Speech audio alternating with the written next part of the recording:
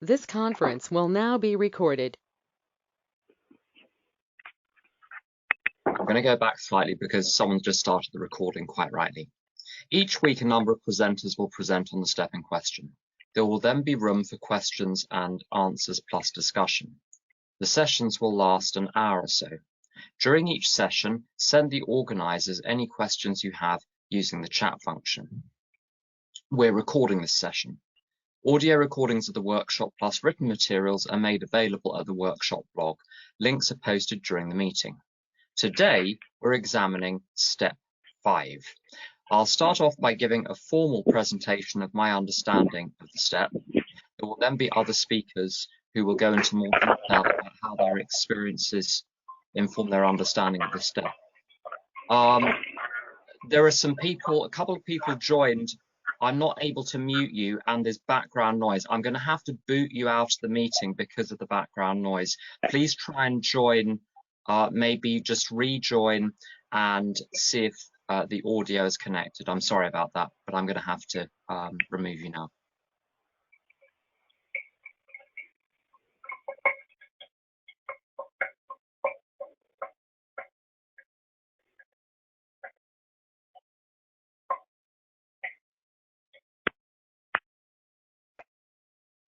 Right, there's some background noise. I can't work out where it's coming from. Everyone appears to be muted from my point of view. If you can double check you're muted from your point of view, that would be super helpful. Thank you. So I'm going to switch to the screen now, if you'll just bear with me. And the other organisers, if you can keep an eye on the mute all button and just keep remuting non-organisers, that'd be very, very helpful. Thank you. So this is all from the big book. We're on page, what is it, 72, if you have your big book to hand. Now, as usual, the blue bits on the page are the book, and the black bits on the page are my comments. They're just my comments, that's all they are. There's no authority there. I've been in AA for 27 years. I've got a lot of experience with Al-Anon as well. This is just my experience of the step to date. If it's useful, great. But it's not the last word on anything. So having made our personal inventory, what shall we do about it? We've been trying to get a new attitude, a new relationship with our creator, and to discover the obstacles in our path. Now, I always find this very, very interesting. If you ask someone in recovery, why are you doing your inventory? They'll say something like, well, this is what I used to say, and I've heard many other people say, I'm doing it because my sponsor told me to, or I'm doing it because that's what the steps say to do, or I'm doing it because I'm unhappy and I want to be happy. I'm doing it because my life is unmanageable. I'm doing it because they keep drinking or whatever. And it says here something entirely different. We've been trying to get a new attitude. Well, I don't like that at all. A new relationship with our creator. Well, I like that even less. And to discover the obstacles in our path. The obstacles in our path, that's not other people. Other people are not the obstacles here. If we've learned anything so far in this process, it is that the other people are not the problem.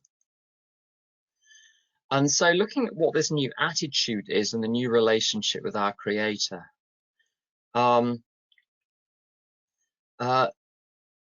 think from people I've known in the Anon fellowships, there are a couple of, I think there's a basic division in between people who shrink back and people who take charge. I've been both. Largely, I'm a taker charge. And full of lists, full of plans, very organized, very efficient. I know exactly what everyone else ought to do according to my anonic ego. And what this process is about is saying, no, no, no, no, no. It's all backwards. I'm just here to do the higher power's will. Maybe that will involve being effective and efficient and organized in an area, but not on my account, on the higher power's account. So that's what this is about. And what are the obstacles in my path? The only obstacle in my path is me. but not the essence of me. There's nothing wrong with the essence of me. There's something wrong with, well, three things. This is, I find very helpful to remember. My character defects are false beliefs, false thinking, and false behavior. Those are the obstacles. We've admitted certain defects. We've ascertained in a rough way what the trouble is. We have put our finger on the weak items in our personal inventory. Now these are about to be cast out. And I think one of the points I'd make on this, what I'm saying will not necessarily correspond to the black bits on the page. They're just notes for later. You'll be able to access those on the blog, the link to which I'll be posting later.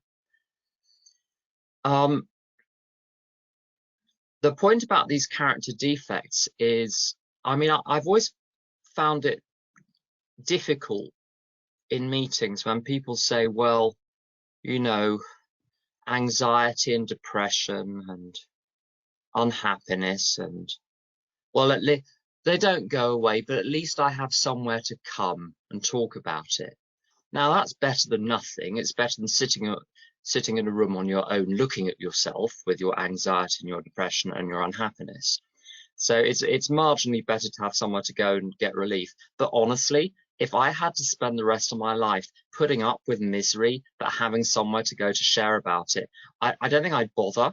Honestly, I've got better things to do. You know, I'd be on another planet by now. I'd be in another transmigration of my soul. Who knows what? But I wouldn't be here if that's all that was on offer. Cast out. And we're casting out two things.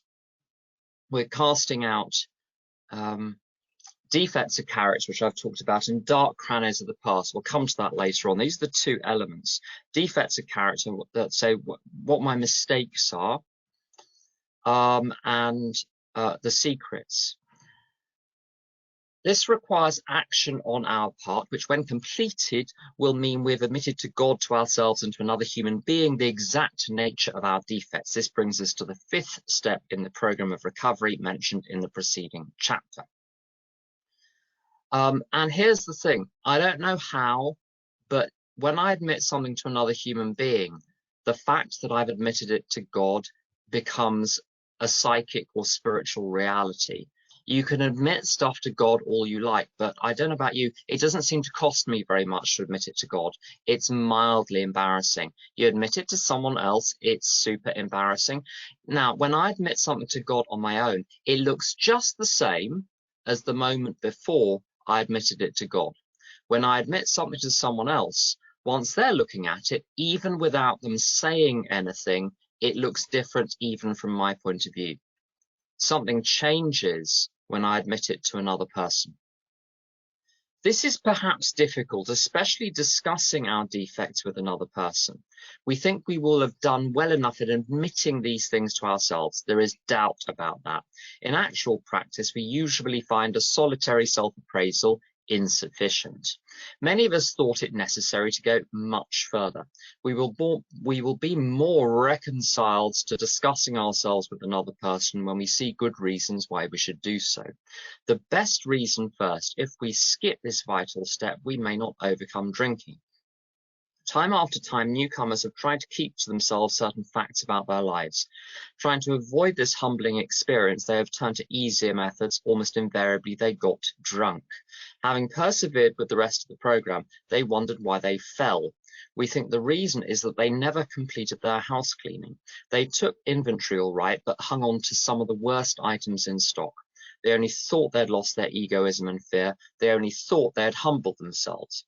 But they had not learned enough of humility, fearlessness, and honesty in the sense we find it necessary until they told someone else all their life story.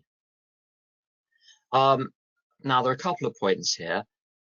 If you happen to be an alcoholic or a drug addict or a food addict or something else, some substance addiction or even a process addiction, if you've got that going on, my experience is whilst I'm trying to hide my defects and hide my secrets, I'm going to go back to the easier relief of alcohol.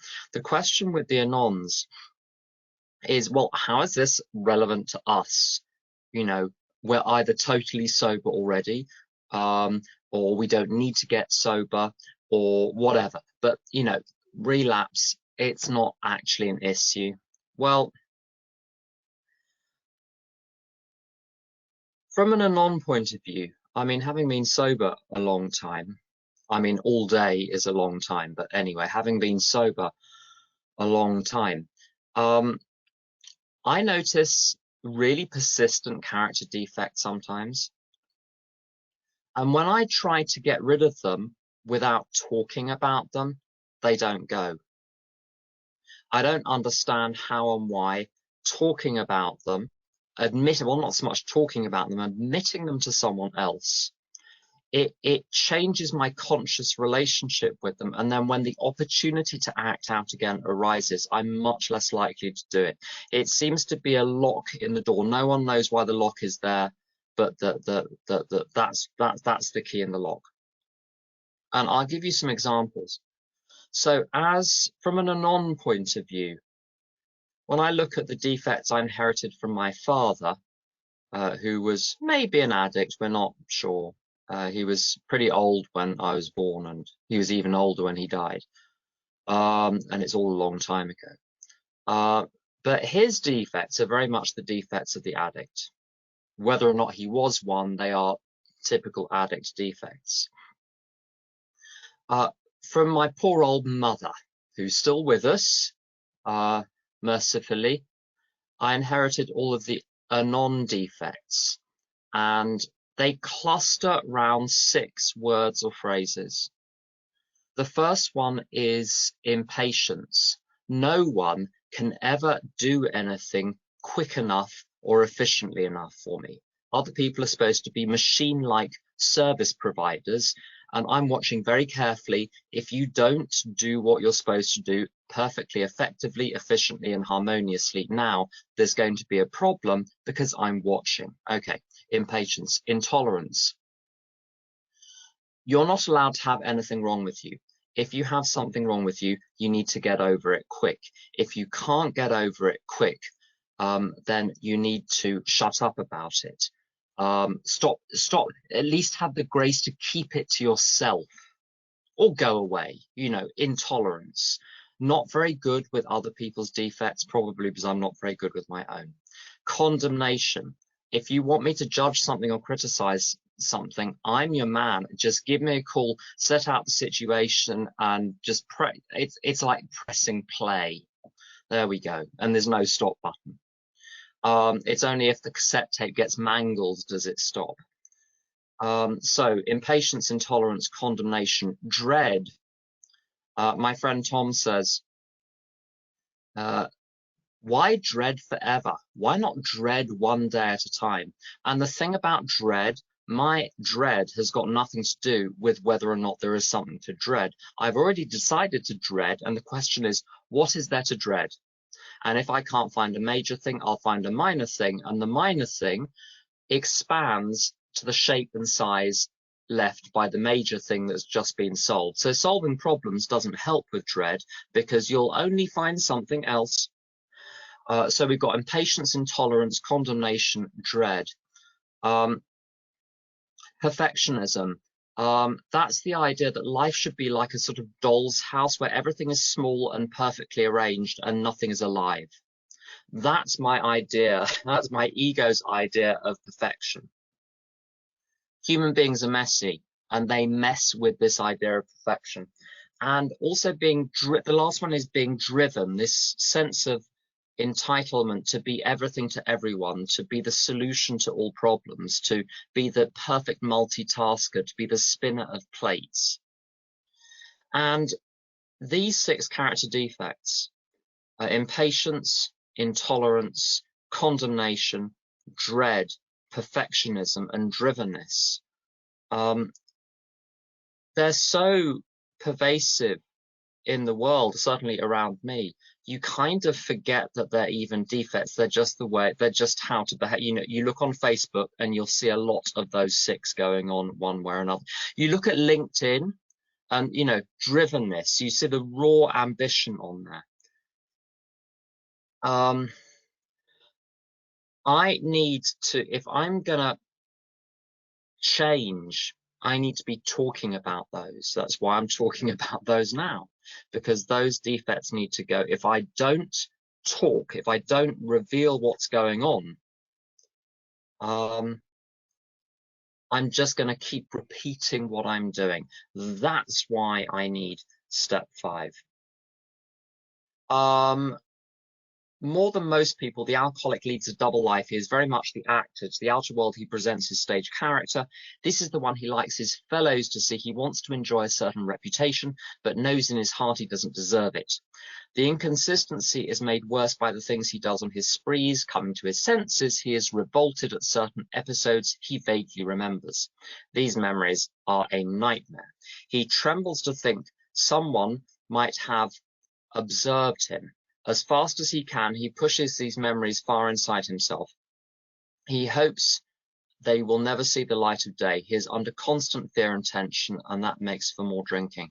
So this split personality thing, again, I can have as an Anon, I can be, super sweet at the meeting, sharing, in an enlightening and witty way. And then I get home and I'm just beastly to people. And the guilt about being beastly to people makes me be beastly to people, because I have to make them wrong to make me less wrong. If I think there's something wrong with me, I can't stand that, so I have to make you wrong. I don't know if you've ever spotted that in yourself. When you feel guilty, you're more likely to attack other people. If you see something wrong inside yourself, you start to see something wrong inside someone else. It's only my ego that can see your ego. So there's an inconsistency there. And again, it's only by revealing, getting all of this stuff out, that I can bring the two characters together and be a whole person. When it says that makes for more drinking, let's just briefly detour to answer the question onto what does sobriety look like for an Anon. I think I'd sum it up in my case. People will have different definitions, but summed up by 4 things. First of all, being courteous, giving people space,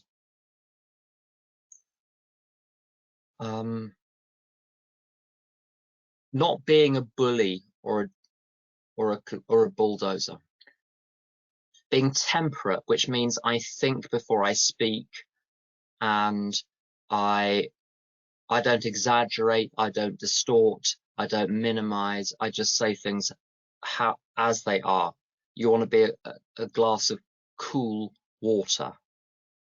So courteous, temperate, boundaried, so knowing where I stop and where the other person starts, not keeping my wind out of other people's sails and keeping their wind out of my sails. There was a 4th one. Let me just look it up.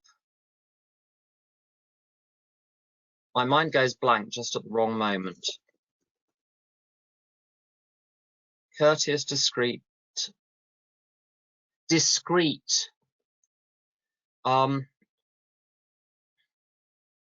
Part of my anonymous. Oh, there's a problem. Oh, there we go. It's showing up. Part of my anonymous is anonism is mentally cataloging what's wrong with everyone else, and then finding someone to tell. It's no fun having all that material. What's the point in the material unless you're publishing it? So to me, that sobriety is those 4 things: being discreet, being courteous, being boundaried, and being temperate. I'm a little way of the way towards that, just so you know. Next bit. Psychologists are inclined to agree with us. We have spent thousands of dollars for examinations. We know but few instances where we have given these doctors a fair break. We have seldom told them the whole truth, nor have we followed their advice.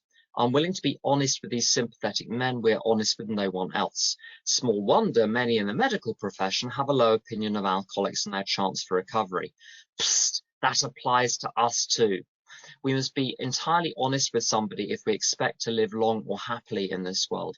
Rightly and naturally, we think, well, before we choose the person or persons with whom to take this intimate and confidential step. Those of us belonging to a religious denomination which requires confession must, and of course will, want to go to the properly appointed authority whose duty it is to receive it. Though we have no religious connection, we may still do well to talk with someone ordained by an established religion. We often find such a person quick to see and understand our problem. Of course, we sometimes encounter people who do not understand alcoholics. Now, all of that's very plain. There are a couple of points here. Person or persons. When I take step 5, I share the material with 2 or 3 people. When I have a problem in my life, I've got a list of 7 people I go to. 6 or 7 people I go to. And sometimes if it's a persistent or deep problem, I will go to all of them. Why not just one person? I don't know why, but once I've shared the material with 2 people, 3 people, 4 people, I'm more free. How free do you want to be? You're still embarrassed? Share it again. You will come to a point where you're no longer embarrassed. You want to run around thinking there's only one person that can know your secrets. That's you still have the secrets then, if you're still worried about what people might think. Now, of course, you don't cast the pearls before swine. There's no point in sharing it with people who are going to be reacting out of their own unprocessed stuff. So you want to find someone that's pretty processed, down to earth, has a sense of humor, has done this process themselves. That's why you can do it with someone of religion, but unless they have done a step 4, and unless they've done a step 4 in accordance with the big book, they're not going to understand what you've written, not fully, not from the point of, and the point of step 5 is identification. The reason it's so healing in my experience is because the other person afterwards is still happy to go and have a pizza with you, even though they know everything and they're not being paid to be nice. If it's a person of religion, if it's a therapist, they're paid to be nice. If it's a therapist, even more directly. If they say get out of my office, they're the ones that lose. There's a vested interest in keeping you buttered up. People in recovery have no interest in buttering you up. So if they're being nice to you, it's because it's real. And the thing which heals as well is the fact that we're joining a club, really, by sharing our step 5, a club of people who've also shared their secrets. I can see that someone else is okay despite their secrets, and in step 5 someone sees that I'm okay despite my secrets and defects and so on. If we cannot or would not rather do this, we search our acquaintance for a closed-mouthed, that means they don't initiate, collect or retail gossip, an understanding friend. Yet maybe someone is, sometimes it can strain a friendship.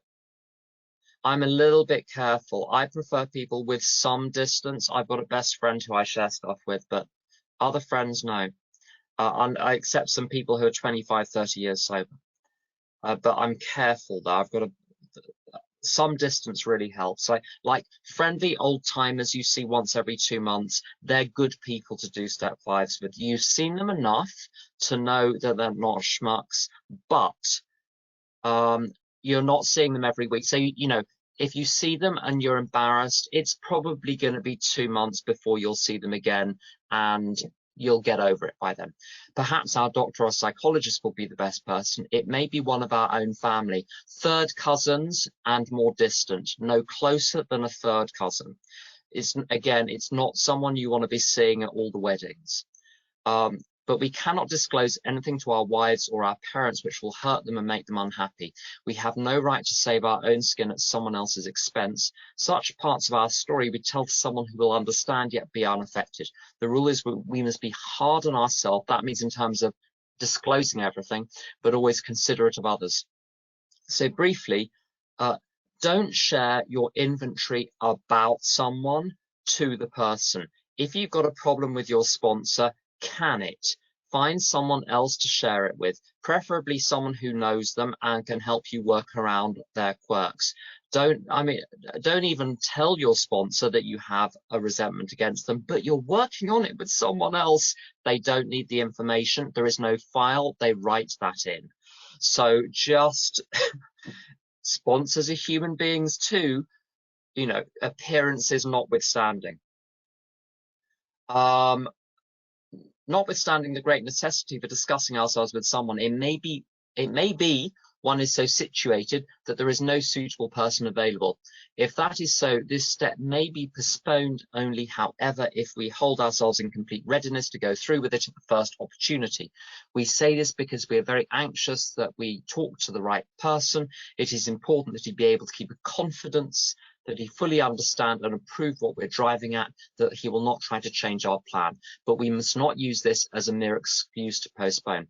Couple of things. When you ask someone to do a step 5, get clear in advance what's going to happen. Some people just want to listen and knit whilst you're sharing. Other people will want to get in there and wrestle every detail to the ground. Find out what you're in for by asking someone, and check with yourself and your higher power whether you're okay with that. If you just want someone to listen, you don't want feedback, that's fine.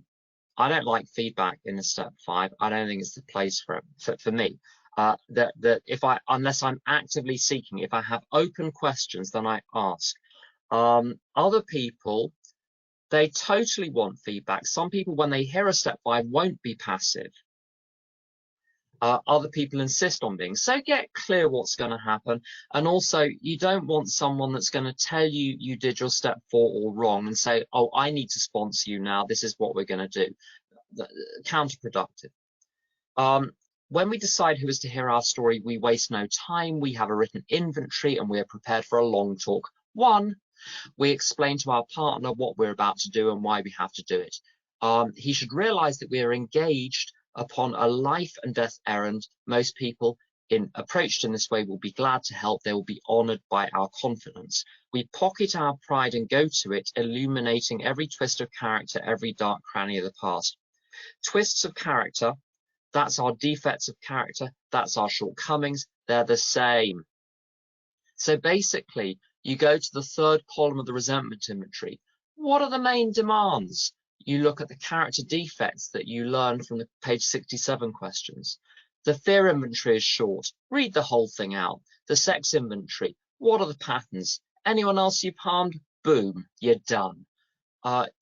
With each defect of character, Tom says, if you're a thief in step 5, you say, I'm a thief. You don't need to list an inventory every single thing that you stole. Step 4 is the preparation for step 5. Step 5 is not read out your step 4. You're giving an executive summary. You want to be able to walk around the entire problem in 40 minutes to 2 hours max. Every dark cranny of the past, nasty things that happened to you, nasty things you did, other weird little secrets, you know, things you set fire to, things you wore you shouldn't have worn, little things you stole and thought no one would notice, embarrassing moments which mean nothing but you remember them 30 years later, that stuff. Once we have taken this step, withholding nothing, we're delighted we can look the world in the eye. We can be alone at perfect peace and ease. Our fears fall from us. We begin to feel the nearness of our Creator. We may have had certain spiritual beliefs, but now we begin to have a spiritual experience. The feeling that the drink problem has disappeared will often come strongly. We feel we're on the broad highway, walking hand in hand with the spirit of the universe. Don't expect this instantly. You may get it instantly. It may come later. So don't ask for your money back if you don't feel like that the next day. It doesn't always work like that. Spiritual timetables are, if you think the buses are irregular where you live, spiritual timetables are even worse. Returning home, we find a place where we can be quiet for an hour, carefully reviewing what we have done. We thank God from the bottom of our heart that we know Him better. Taking this book down from our shelf, we turn to the page which contains the 12 steps. That's page 59. Carefully reading the first 5 proposals, that's the first 5 steps. Bill likes to use variation. Carefully reading the first 5 proposals, we ask if we've omitted anything, for we are building an arch through which we shall walk a free person at last. Is our work solid so far? Are the stones properly in place? Have we skimped on the cement put into the foundation? Have we tried to make mortar without sand? What he means is, just, do you still buy step 1? Do you still buy step 2? Do you have any reservations about step 3? Did you miss anything in step 4? Did you miss anything in step 5? Have a pen and a piece of paper, write it down, phone your sponsor, then you're done. So that's the end of step 5. I'm going to get other people to share it now. We've got until 11 o'clock, so a few minutes each. Osho, would you like to come in and share? Hi, everyone. I'm Osha. I'm a member of Al-Anon. Thanks so much, Tim. I jotted down a few things. I've done a few step 5, thank God, been very blessed by it, and I'll tell you about some of them. And just a few years ago when I did a step 5, it was the first time that I really sat down with higher power and did the part of admitting to higher power. And it was a very, very powerful experience. I just sat down with my 4-step and in a place that I feel connected to higher power, especially. It happens to be outdoors and so on. And it was really a wonderful experience that I highly recommend not to forget, because there's a lot of emphasis on admitting it to another person. So the first time I did a 5th step, my sponsor cried, and that was very difficult for me and brought up a lot of feelings for me as a newcomer. I didn't really know how to deal with it. I didn't really understand why she was crying. I wasn't, it didn't mean very much to me. The second time I did it with my best friend at the time, who was also someone in program. And it was an amazing experience because of something that Tim talked about, right? Which was, we were at a convention for another 12-step program, and I shared my 5th step. She knew I was going to, we had planned that. And then we went down to the beach together, and then we went to the rest of the convention. And, I felt loved and accepted no matter what after everything I had shared. Over time, the 5th step has become less of a big deal, if that makes any sense. I'm much more even keel about it. I learned that it's a means by which I start to see patterns of how my ego and my disease, my family disease of alcoholism gets in there in order to separate me from my higher power. And so there's a lot less emotionality in it. And the whole issue of what does sobriety look like for an Al-Anon, I came to Al-Anon, I didn't know it at the time, but I really came to Al-Anon, and now I stay in Al-Anon, and all these years in Al-Anon, I stay so as to stop the pain. And what is that pain? For me, it's the pain that led me to act in ways that I am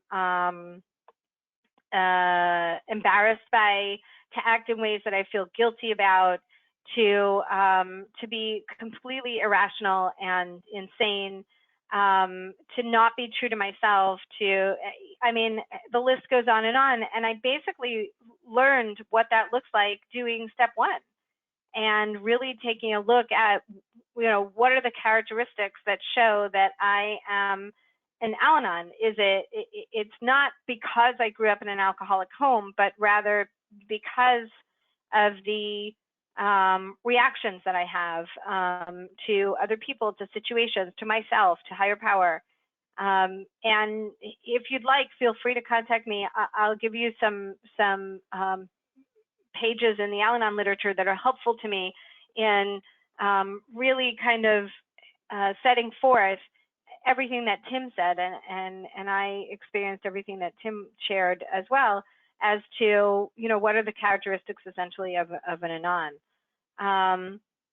The promises in step 5 are absolutely amazing. If you haven't taken some time to sit down and review them, they're some of the most beautiful promises that we have. And I have experienced that they do come true. Later on in the book, we'll read sometimes slowly, sometimes quickly. I tend to be a sometimes slowly. So if you are to keep coming back, it's worth it. And the last thing I wanted to share was the idea of having lived a double life. You know, I never wanted to be like my mother, who was the alcoholic in our family, still is, and because we never know who we were going to meet, right? Like we never knew if it was going to be the screaming drunk who embarrassed us in front of our friends when we were growing up, or if we were going to meet the I love you, sit down, tell me how you are, right? Kind of more sane person. And I never wanted to be like her, and I found myself exactly like her.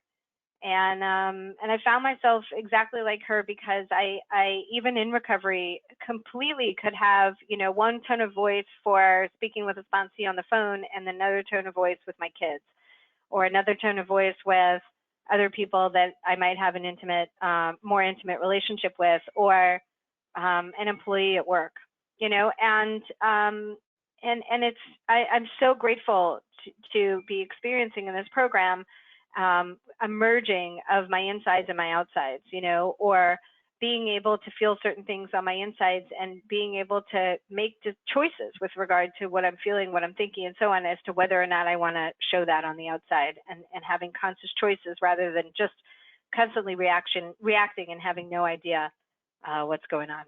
So thanks. Thank you. Sarah, Rivka, would you like to share? Hi, everybody. I'm Sarah Rivka. I'm a grateful member of the Worldwide Fellowship of Al-Anon.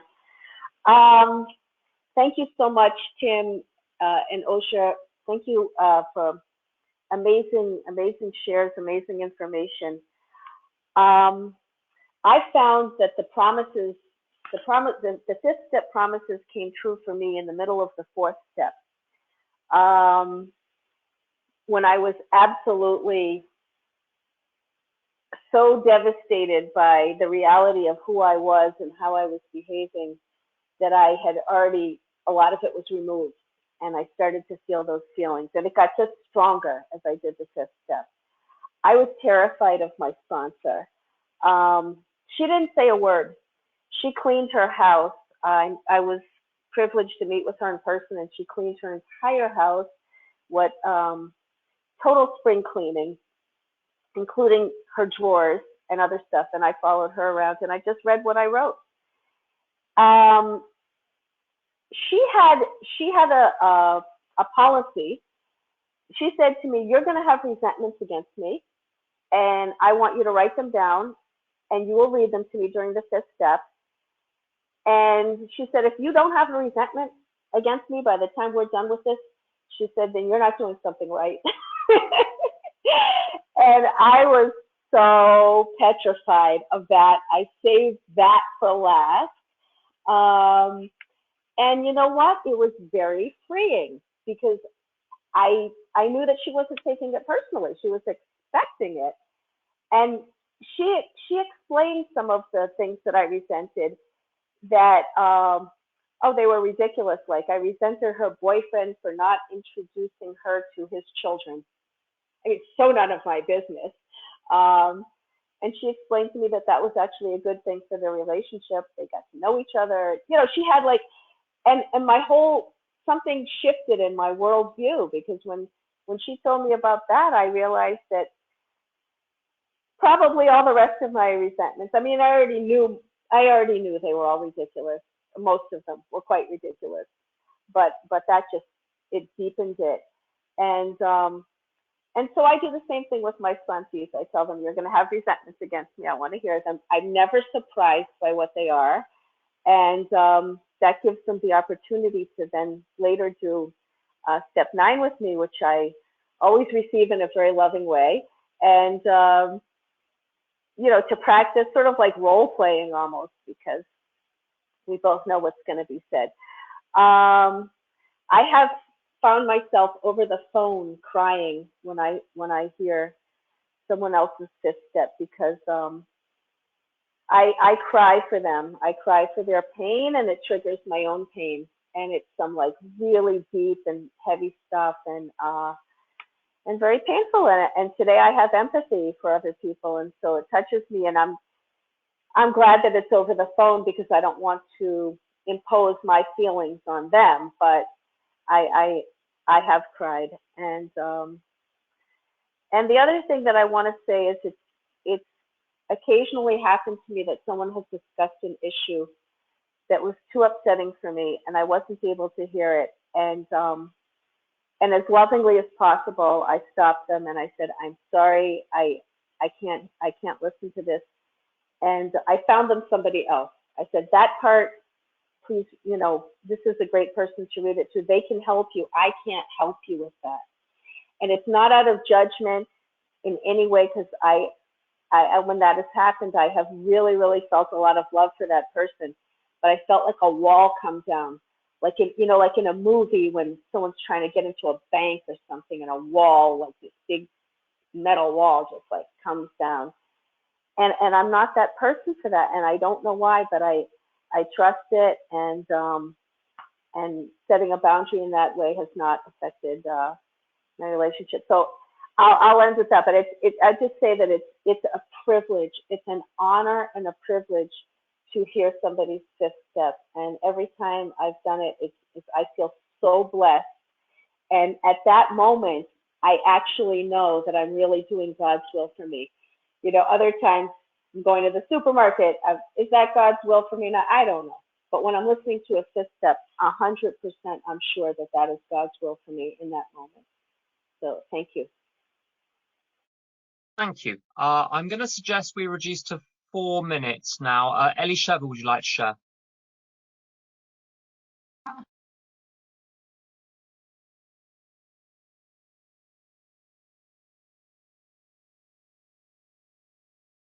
Elisheva, would you like to come in? Hi. Do you hear me now? Yes. Okay. Hi, my name's Elisheva. I'm a member of Al-Anon and Al-Anon. In the beginning, in the big book, step 5, it says we've been trying to get a new attitude, a new relationship with our Creator. So one of the attitudes that I came to program with about God was that God's a punishing God. And He placed me in a family with addiction and anonism, and God's the cause of all my pain. And through working the 4th step, I realized that it's my distorted thinking that's the obstacle and led me to feeling pain. And as I was doing the 4th step, I became willing to adopt a new attitude that perhaps God is not a punishing God, but a loving God. And in the 5th step, sharing my old beliefs out loud to others made the old attitudes and old beliefs seem even more ridiculous, and that strengthened my resolve to change my attitude towards God. I worked the steps with 3 different sponsors over the years, and each time I chose to read my 4th step to my sponsor. This past time around, my sponsor suggested that I do my 5th step with 5 other people that he chose. I didn't know any of them, and I was very overwhelmed at the thought of reading my step 4 to 5 people I didn't know. But I really wanted what my sponsor has, so I was willing to do what my sponsor suggested. And I had also made a decision that I'm willing to endure being uncomfortable in order to recover. My sponsor suggested that I get in touch with them either through email or WhatsApp and tell them who I am and ask them if they were willing to listen to my 4th step and to ask them for feedback. And the whole process took a few weeks. I'm the queen of decluttering. If something's not in constant use, I get rid of it. But the pages that I took notes on from the feedback that I got from these 5 people, I kept. And I go back and I read it every so often, and I find that it always meets me where I am. I always get something out of rereading these pages, and they're very valuable to me. When I sat down to do the 5th step with the last person, I literally felt as if I could read my step 5 over the PA system of the community I lived in. I no longer had any shame about my past. I realized that I'm on a journey. I'm doing the best I can, and there's no need to feel embarrassed or feel shame for my past. When I started the process of the 5th step, I was really scared. When I finished, I found that I was really relaxed in body and mind, and I started to remember secrets that I hadn't written down. After I found that the people that I read my step 4 to were loving and accepting, I allowed myself to see more, I guess, and so I called a few of them up and shared what had come up. I find today that when a character defect comes up, or I get back into this loop thinking, when I call someone, I found that there's power when I say something out loud, and there's even more power when someone else hears it. And sometimes just sharing it helps it go away. The love and acceptance that I received from the people that I did my 5th step with helped me realize that I am lovable, and their acceptance helped me accept myself. And a few months ago, I listened to a sponsee, step 5, and after she finished reading me her secret, she asked me, Elisheva, do you still love me? And I laughed and I said, of course I still love you. And one of the gifts in program was that I was able to start accepting other people's love. I was able to feel my own love, and I was able to share with other people that I love them, which is something that I hadn't been able to do beforehand. When I read my step 4, as I did my step 4, I had read it to my sponsor, so step 5 took about 20 minutes. When I listen to someone else's 5th step that's not a sponsee, I ask them, if they don't ask specifically for feedback, I don't give them feedback. I learned here not to answer questions that weren't asked. But if someone does want feedback, then we'll set a time, and we'll do about an hour. And if it takes more than that, then we'll meet for another hour afterwards at another time. I find that when people do want feedback and we talk things through as we go along, there's a lot of laughter. It's a serious business, but it's not this heaviness that it used to be in the past. And then I'll share some of the things that I identify with. And it's always really a beautiful experience. I'll leave it at that.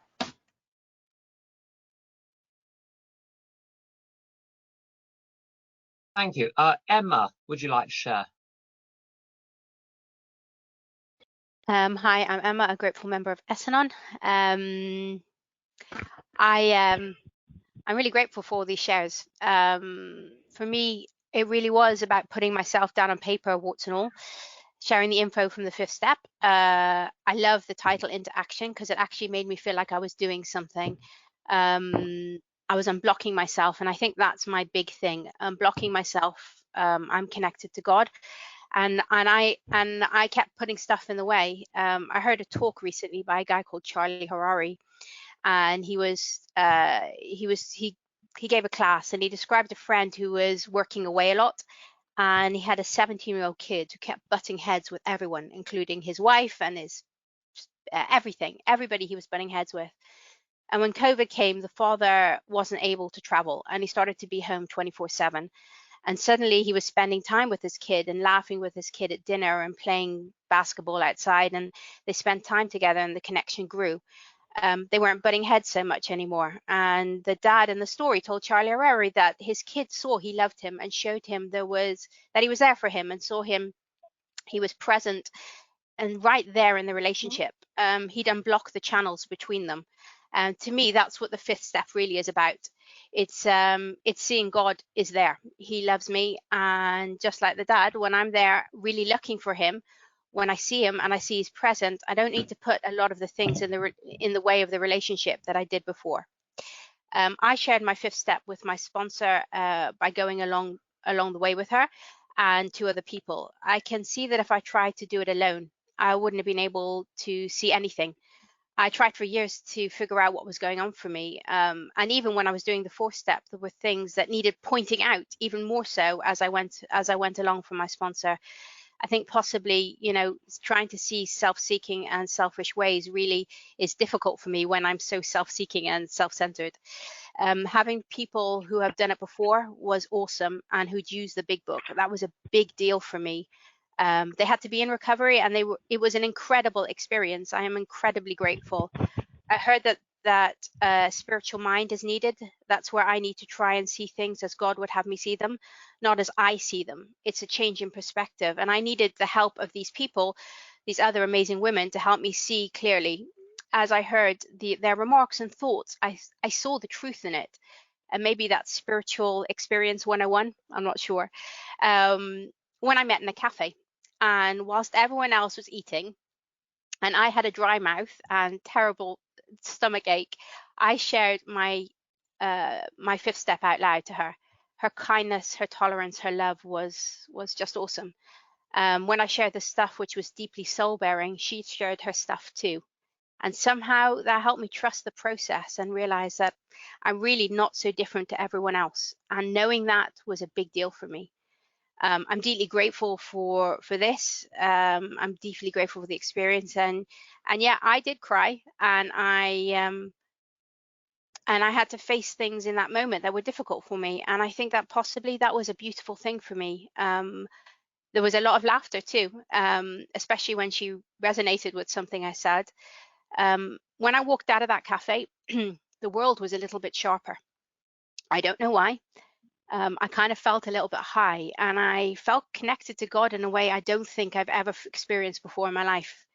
I've been told over and over I'm only as sick as my secrets. When I shared my secrets the first time with my sponsor, again, my mouth was dry, my stomach hurt, but you know what? I told her everything, and there was a shame and embarrassment about some things, and she was so kind, and she shared some of her own stuff, and she challenged some of the things I'd said and said maybe they're not so much secrets. I'm forever grateful to her.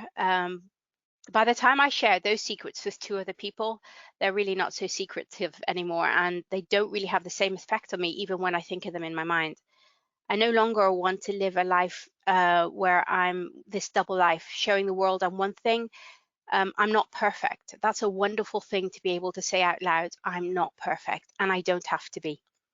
I need to get real, get humble, clean house, and I couldn't do this any other way but this way. I've heard some people say that they wanted to hang on to some of their things. To me, I couldn't do that. I had to get rid of everything. I was on holiday in Rome once, and they had a VR camera.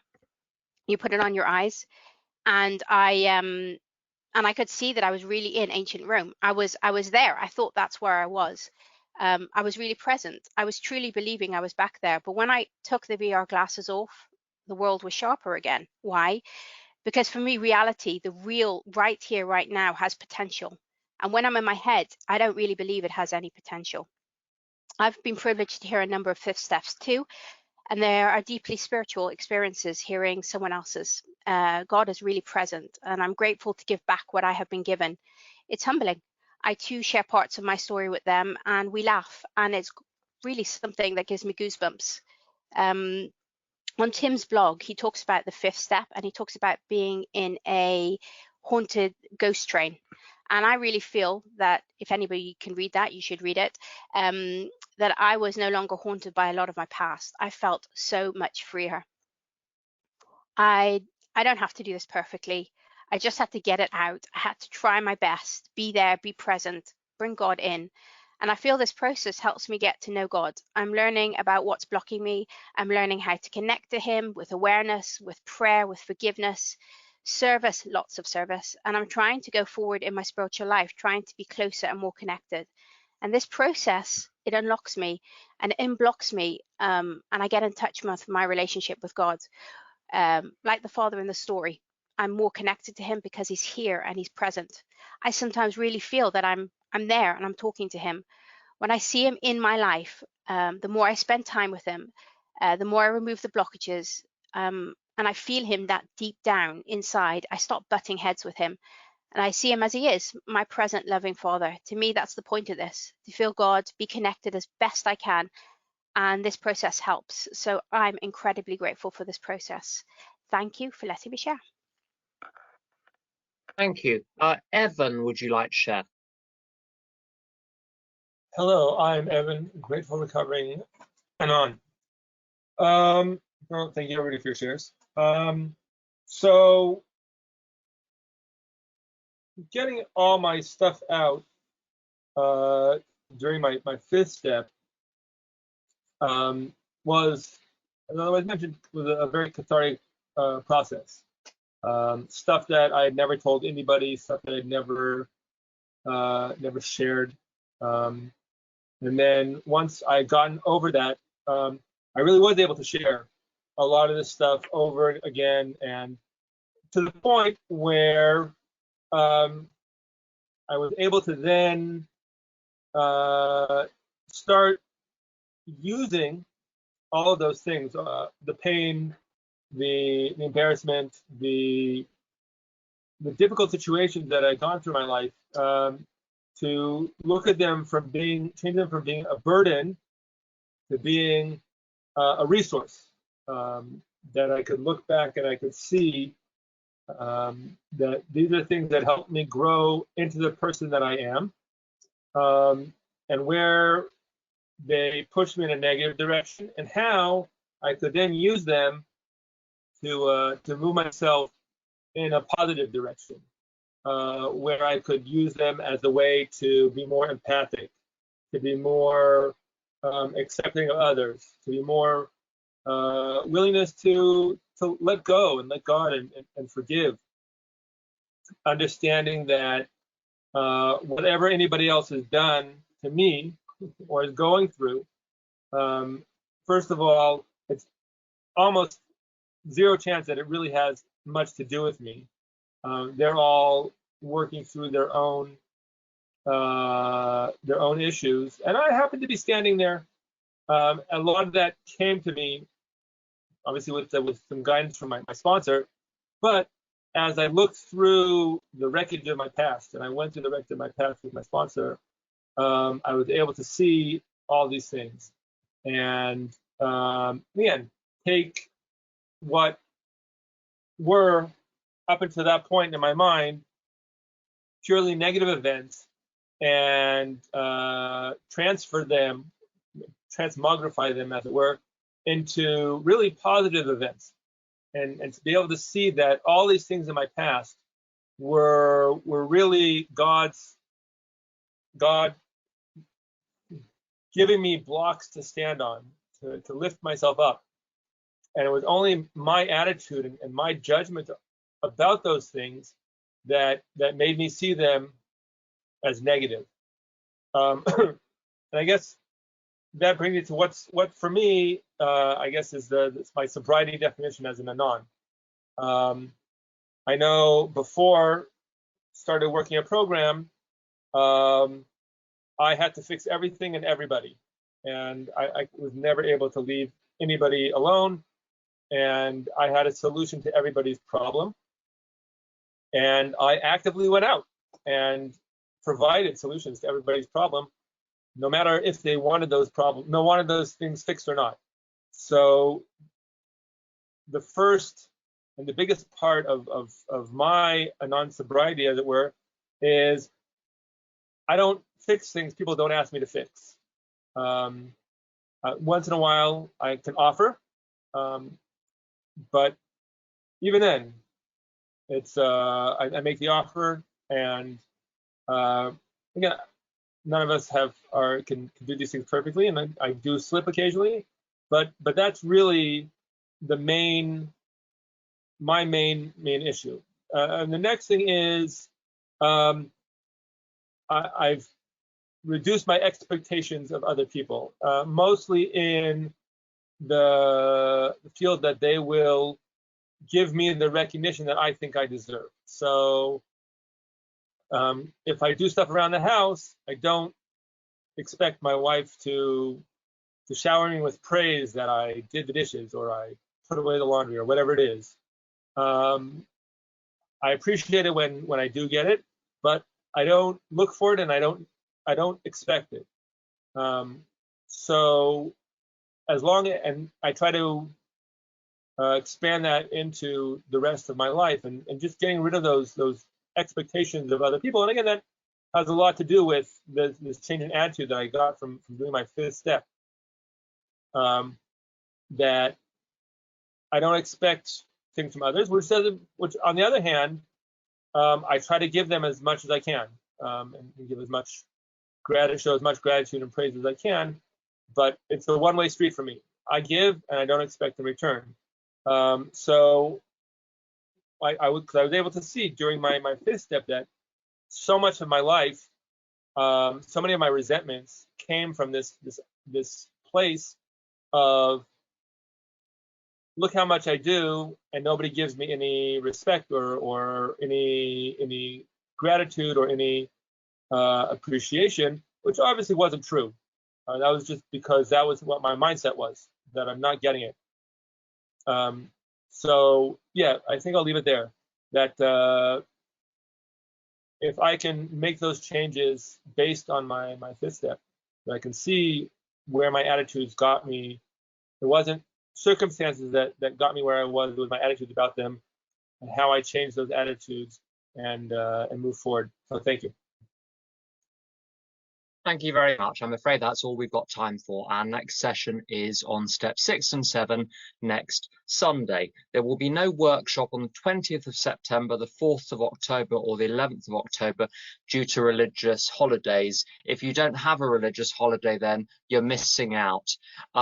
Please unmute if you care to and help me close with the Serenity Prayer. God, grant me serenity. Grant me the serenity that cannot change. Wisdom to know the difference.